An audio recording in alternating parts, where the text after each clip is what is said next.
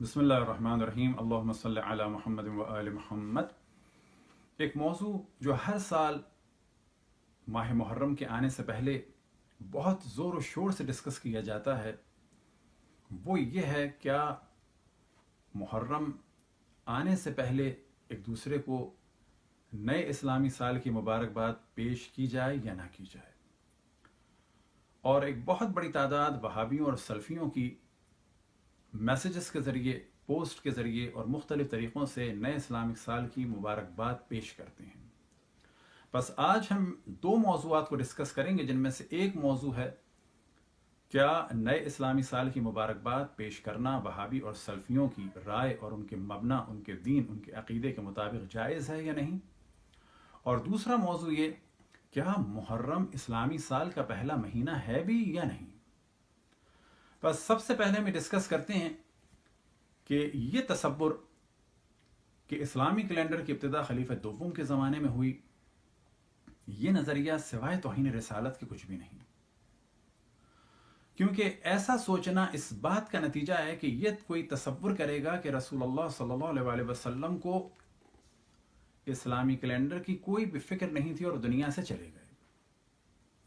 جبکہ اس زمانے میں جاپان کا کیلنڈر، چائنا کا کیلنڈر، حتیٰ جنوبی امریکہ کا مایا کیلنڈر، انڈیا کا کیلنڈر اور خود سرزمین عرب میں عربوں کا کیلنڈر تھا، یہودیوں کا کیلنڈر تھا جو لونی سولر تھا،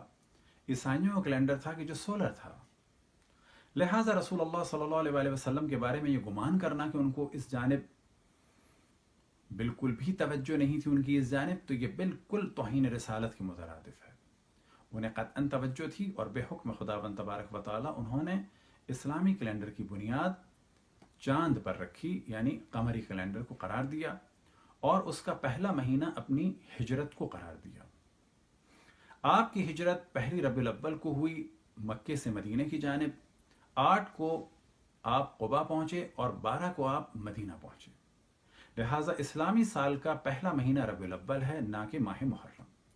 اب یہاں پر سوال کیا جا سکتا ہے کہ یہ ماہ محرم کیسے اسلامی سال کا پہلا مہینہ ہو گیا؟ تو جواب یہ ہے کہ رسول اللہ صلی اللہ علیہ وسلم کی نبوت سے پہلے، اعلان نبوت سے پہلے، یا یہ کہا جائے کہ مدینے آنے سے پہلے تک ماہ محرم عربوں کا پہلا مہینہ تھا، لیکن رسول اللہ صلی اللہ علیہ وسلم نے ربیع الاول کو پہلا مہینہ قرار دیا۔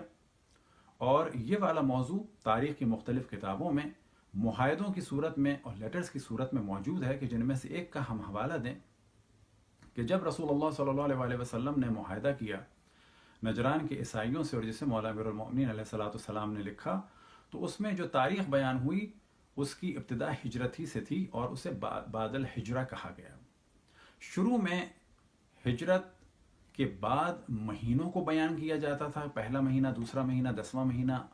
15واں مہینہ، 20واں مہینہ، اور بعد میں سالوں کا حساب ہونے لگا۔ خلیفہ دوم نے اپنے دور میں نئے اسلامی کیلنڈر کا آغاز نہیں کیا، بلکہ رسول اللہ صلی اللہ علیہ وسلم نے جس مہینے کو پہلا مہینہ قرار دیا تھا، اس پہلے مہینے کو ہٹا کر زمانے جاہلیت میں جو پہلا عربوں کا مہینہ تھا محرم، اسے قرار دیا۔ یہ موضوع اگر ہم ڈسکس کریں تو ممکن ہے کہ فتنے کا سبب ہو، لیکن اس موضوع کو آپ جا کے سرچ کر سکتے ہیں اور سلفی اور وہابی اور دیوبندی حضرات سے سوال کر سکتے ہیں، اور ایک ان کے عالم نے تو کھل کے اس چیز کا اقرار کیا کہ جن کا نام ہے شیخ محمد بن صالح عثیمین، اور انہوں نے اس بات کو بڑی صراحت سے کہا، بل اعلموا ان السلف لم يتخذوا المحرم اول العام الجدید الا فی خلافت عمر بن خطاب، کہ جان لو کہ سلف جو تھے، جو گزرے ہوئے لوگ ہیں، وہ محرم کو پہلا مہینہ نہیں سمجھتے تھے اور محرم سے نئے سال کی ابتدا کو نہیں مانتے تھے، بلکہ یہ سلسلہ ہوا خلافت عمر بن خطاب کے دور میں۔ إن الناس أحد فرد عليه ولا تبتأ أحدا بذلك، هذا هو الصواب في هذا المسألة.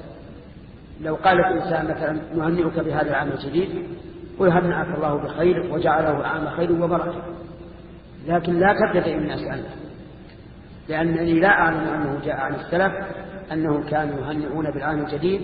بل اعلموا أن السلف لم يتخذوا المحرم أول العام الجديد إلا في خلافة عمر بن الخطاب رضي الله عنه. نعم. اسکرین پر آپ اس ویب سائٹ کو دیکھ سکتے ہیں کہ جس کا نام ہے اہلحدیث.com، اور اس کا لنک بھی آپ کے سامنے ہے، اور یہی والا موضوع آپ کو مکتبۃ الشاملہ میں بھی مل جائے گا، کہ جہاں پر جب ان سے سوال ہوا تو انہوں نے یہی جواب دیا، اور یہی والا موضوع آپ کو اسلام QA میں بھی مل جائے گا۔ اور یہ ساری وہ ویب سائٹ ہیں کہ جو سعودی عرب کی وہابی اور سلفی ویب سائٹ ہیں، اور آپ خود بھی جا کے پوچھ سکتے ہیں، سرچ بھی کر سکتے ہیں۔ آپ ہماری بات کا بے شک یقین نہ کریں، اور سلفی اور وہابی اور دیوبندی علماء سے جا کے پوچھیں کہ کیا یہ موضوع صحیح ہے یا نہیں ہے، اور اگر یہ ہم بیان کر رہے ہیں تو کم سے کم یہ شیخ عثیمین کی رائے ہے یا نہیں ہے۔ اور دوسرا موضوع کہ جس کی جانب ہم توجہ دلائیں وہ ہے نئے سال کی مبارکباد کو پیش کرنا۔ تو آپ جانتے ہیں کہ سلفی، وہابی اور دیوبندیوں کی جو رائے ہے وہ یہ کہ اگر کسی چیز کا ذکر قرآن و حدیث میں نہ ہو اور اصحاب نے اس کام کو انجام نہ دیا ہو تو وہ حرام ہے۔ گو کہ یہ نظریہ بالکل غلط ہے۔ اگر کسی چیز کو منع کیا گیا ہو اسلام میں تو وہ حرام ہے، اور اگر کسی چیز کو منع نہ کیا گیا ہو تو وہ حرام تو نہیں ہے، یہ کہا جا سکتا ہے کہ وہ واجب بھی نہیں ہے۔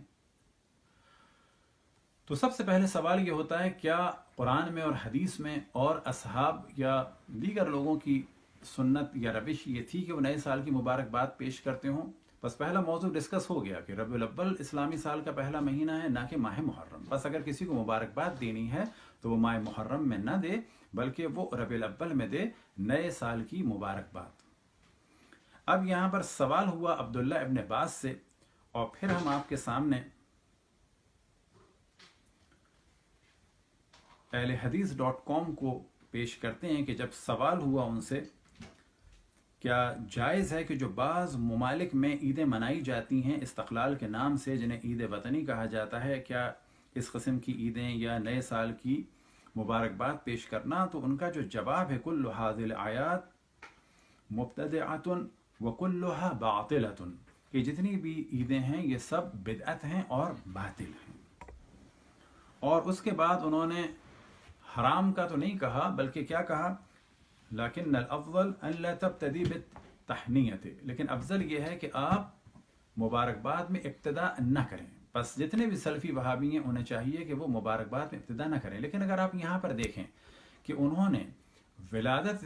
جو ہے، اور جب بھی یہ بات کرتے ہیں ولادت کی تو ان کا مقصود ہوتا ہے یعنی رسول اللہ صلی اللہ علیہ وسلم کی ولادت، تو اس بارے میں تو بڑی صراحت سے کہہ دیا کہ یہ جائز نہیں ہے۔ اور جو دلیل دی وہ کیا دلیل دی؟ لأن النبي صلى الله عليه وآله وسلم لم يفعل ذلك ولا أصحابه رضي الله عنه، کہ نہ یہ کام رسول اللہ صلی اللہ علیہ وسلم نے کیا ہے، نہ ہی یہ کام اصحاب نے کیا ہے۔ بس اگر یہ کام یعنی میلاد میں جشن منانا رسول اللہ اور اصحاب نے نہیں کیا تو اس کا تو وہابی بڑا شور مچاتے ہیں، لیکن سوال کیا جائے کہ یہی ان کی رائے ہے نئے سال میں مبارکباد دینے کی، تو اس میں آپ لوگ شور کیوں نہیں مچاتے کہ اس کی مبارکباد دینا بھی حرام ہے اور بدعت ہے، لیکن یہ آپ کام صرف اس وجہ سے کرتے ہیں کہ آپ رسول اللہ کی آل سے بغض رکھتے ہیں اور ان کے قتل کی خوشی منانے کے طور پر اس مہینے کی مبارکباد پیش کرتے ہیں۔ بعد میں یہی سوال ہوا شیخ محمد بن صالح عثیمین سے، تو انہوں نے بھی بہت واضح کہا کہ تفصیل سے فتویٰ ہم نہیں پڑھ رہے ٹائم کی قلت کی وجہ سے، ان حناک احد فرد علیہ ولا تبتدی، اگر کوئی آپ کو مبارکباد دے تو آپ اس کا جواب دے دیں لیکن آپ ابتدا نہ کریں۔ ولا تبتدی احدا بذلك هذا هو الصواب في المسألة، اور یہی وہ صحیح رائے ہے اس مسئلے میں۔ پھر اس کے بعد فرماتے ہیں لیکن لا تبتدی الناس انت لاننی لا اعلم انه جاء عن سلف، کہ آپ اس کی ابتدا نہ کریں کیونکہ ہمیں نہیں معلوم کہ یہ سلف نے ایسا کام کیا ہے اور ان سے نقل ہوا ہے یا نہیں ہوا ہے۔ انہم كانوا يحنئون بالعام الجدید، کیا وہ نئے سال کی مبارکباد پیش کرتے تھے؟ بعد میں فرماتے ہیں بل اعلموا ان السلف لم يتخذوا المحرم اول العام الجدید، کہ سلف محرم کو نئے سال محرم کو نیا سال نہیں سمجھتے تھے الا فی خلافت عمر ابن خطاب، مگر یہ کہ یہ کام ہوا خلافت عمر ابن خطاب میں۔ یہی موضوع آپ کو مل جائے گا اسلام کیو اے میں، اور وہاں پر بھی شیخ محمد بن صالح عثیمین نے یہی جواب دیا، اور یہی آپ کو موضوع مل جائے گا کہ جو ایک اہم ترین ویب سائٹ ہے کتابوں کی مکتبۃ الشاملہ، اور اہم ترین ایک سافٹ ویئر ہے، وہاں پر بھی آپ کو یہی موضوع مل جائے گا تفصیل سے، اور وہاں پر بھی یہی رائے ہے شیخ ابن باز کی۔ تو سوال یہ پیدا ہوتا ہے کہ اگر آپ کے پاس دلیل نہ ہو میلاد منانے کی،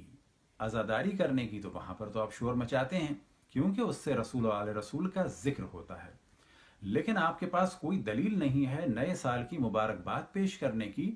تو یہ آپ پیش کرتے ہیں، اور کمال یہ ہے کہ آپ کے علماء اس پہ خاموش رہتے ہیں۔ وجہ یہ ہے کہ اس مبارکباد کو پیش کرنے میں انہیں قلبی سکون ملتا ہے، ایک تو شیعوں کو تنگ کر کے، اہل بیت کے طرفداروں کو اذیت دے کے، اور دوسرا اہل بیت کے سے منسوب اس مہینے کے جس میں ان پر ظلم ہوا، اس کی خوشی کو پیش کر کے آپ کا دل ٹھنڈا ہوتا ہے، کیونکہ آپ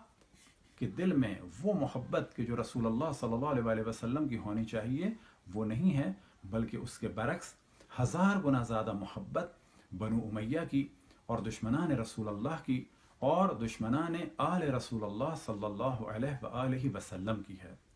بس پھر ہم اس جانب توجہ دلائیں کہ ربیع الاول اسلامی سال کا پہلا مہینہ ہے کہ جسے رسول اللہ صلی اللہ علیہ وسلم نے قرار دیا تھا۔ خلیفہ دوم کے زمانے میں اسلامی سال کے پہلے مہینے کو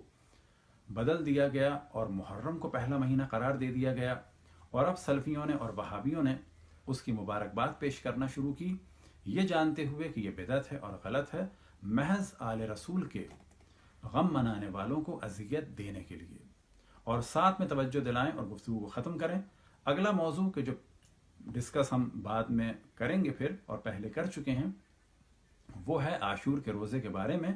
تو وہ ہم توجہ دلا چکے ہیں کہ عاشور کا روزے کا دار و مدار یہودی کیلنڈر پہ ہے، اور یہودی محرم کو نہیں مانتے۔ اس سلسلے میں ہم تفصیلی ڈسکشن کر چکے ہیں، پھر دوبارہ کریں گے۔ اور وہ روزہ عاشور کا نہیں ہے، بلکہ وہ عاشر کا ہے، یعنی 7ویں مہینے کے 10ویں دن کا، کہ جس کو یہودی یوم کپور کہتے ہیں، اور اس سال آپ کا یوم کپور 19 سپٹمبر کو آئے گا۔ خداوند تبارک و تعالیٰ سے دعا ہے کہ دشمنان اہل بیت کو ہدایت دے، اور اگر ہدایت کے قابل نہ ہوں تو ذلیل و رسوا کرے اور نیز تو نابود کرے۔ وصلی اللہ علی محمد وآلہ الطاہرین۔